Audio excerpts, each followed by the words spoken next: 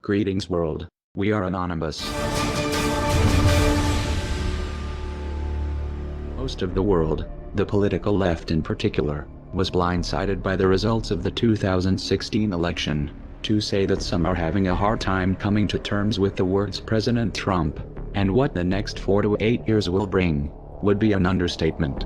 Those who told you that a Trump presidency was impossible were quick to remix their pre-election narratives, framing the Donald as something of a Hitler 2.0 and attempting to position themselves as leaders of a new resistance. Self-reflection is still off the table.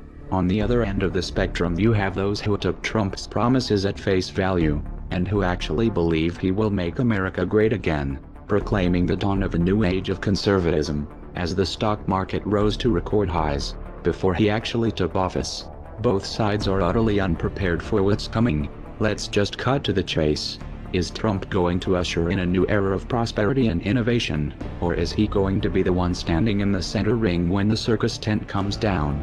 Remember, some voted for Trump as a political Molotov cocktail. Trump is a businessman.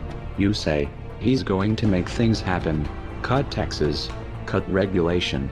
Invest $1 trillion in infrastructure including a ginormous wall. Punish companies that move factories overseas. Rebuild the military. Restore relations with Russia. Start a trade war with China. And you know, a new arms race would create jobs. There's a lot to unpack there, and those are debates worth having. However, much of this hinges on a variable that Trump doesn't control: the Federal Reserve. The Federal Reserve has held interest rates near zero for close to a decade. They also engaged in quantitative easing from 2009 to 2014, accumulating $4.5 trillion worth of mortgage-backed securities and treasury notes. They are still holding those assets, by the way. This inflated stock and bond market bubbles of historic proportions. When a friendly face is in the White House, crashes are typically attributed to a war, a terrorist attack, or some other external variable.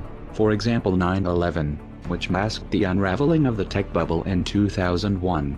The Trump administration, however, is an excuse in and of itself. Word is the Fed is leaning towards increasing interest rates aggressively in 2017, and may engage in anti-inflationary measures to offset Trump's infrastructure stimulus plans. That means that the flow of money and credit is about to be tightened. It also means the Fed is setting itself up for a showdown. If Trump plays by the rules, he will have to wait until 2018 to replace Janet Yellen. A lot can happen within that time frame. Trump's personality is a wild card. He's impulsive, he fights dirty, and he fights to win. He also happens to have a history with organized crime. If Trump goes to war with the Federal Reserve, this could get out of hand in ways that most can't even imagine, especially when geopolitics are factored in. As a result, the US dollar's position as the world reserve currency is going to be in play. Add to that backdrop a little social unrest on the domestic front. If recent history serves as any indicator, we can count on seeing some kind of racially charged flashpoint involving the police during the Trump administration, probably before 2017 is over. It's also fairly safe to say, given recent history, that some of these protests will turn violent and destructive. The trend has been towards escalation. Having Trump in charge will take this to a new level. Trump ran on a platform of law and order, and support for the police, which piggybacked on the perception that Obama was undermining law enforcement during his term. In spite of the fact that Obama greatly accelerated the militarization of the police, just the belief that Trump has their back is going to influence the police response. They're going to be more confident, more aggressive, and if Trump offers even so much as a word of encouragement, they will go into full crackdown mode, which would of course throw gasoline on a fire. These tensions have the potential of spinning out of control, especially in the context of an economic downturn. And again, Trump's personality is a wild card. Trump is also about to inherit, thanks to Obama and Bush, the most extensive and technologically advanced surveillance apparatus world has ever seen. Obama expanded the NSA's powers even after Trump won, by the way. The power to order extrajudicial assassinations anywhere in the world, and a military which has been authorized by the NDAA to detain anyone, anywhere, including US citizens, indefinitely without trial. To top it off, Trump is filling his administration with former generals, some with combat and counterinsurgency experience. He has everything he needs to implement a full-fledged military dictatorship, and the left has no one to blame but themselves. Trump did not, however, start off on a good foot with the alphabet soup agencies. He has an enemy contingent in the deep state which wants to take him down, and has the means to do it. Replacing upper management won't be enough to neutralize this threat. These agencies have black budgets, and off-the-books programs that defy accountability, and lots of experience toppling upstart regimes. Failure to rein them in could be fatal. The most important trap, however, will be on the geopolitical front. Years of backing Sunni jihadists in Syria failed to unseat Assad, and Trump has vowed to reverse U.S. policy. Israel was openly supporting the Sunni axis. They wanted a full frontal regime change in both Syria and Iran for many years, but the Obama administration tied their hands. Then Russia stepped in, tipped the balance, and the Shiite crescent not only survived, but grew stronger.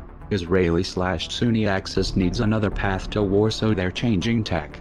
On January 13, 2017, just 7 days from the inauguration, Israel bombed a Syrian government airport.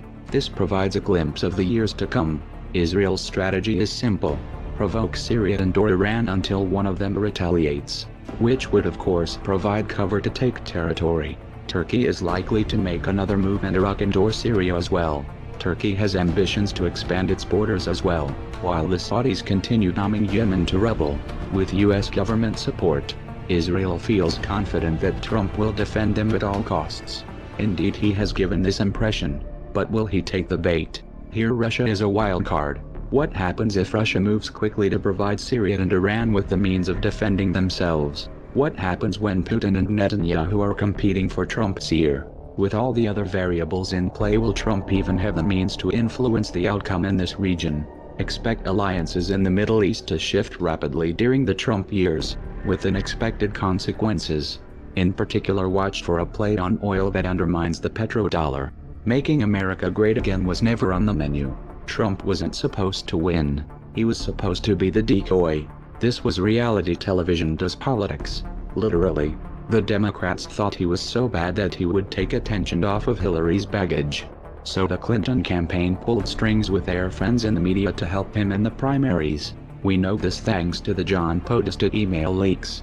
We need to be elevating the Pied Piper candidates Trump, Cruz, Carson, so that they are leaders of the pack and tell the press to take them seriously. The DNC, and their corporate media lackeys, then worked to marginalize the Bernie Sanders campaign, and used a secret agreement backed by leverage, to prevent him from attacking Clinton. This was confirmed by the DNC email leaks. Oops. You can't unthrow a Molotov cocktail.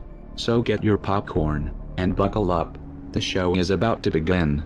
I will build the wall, and Mexico is going to pay for it, and they'll be happy to pay for it. I want to build a safe zone someplace in Syria. We have to get the Gulf states. They have nothing but money.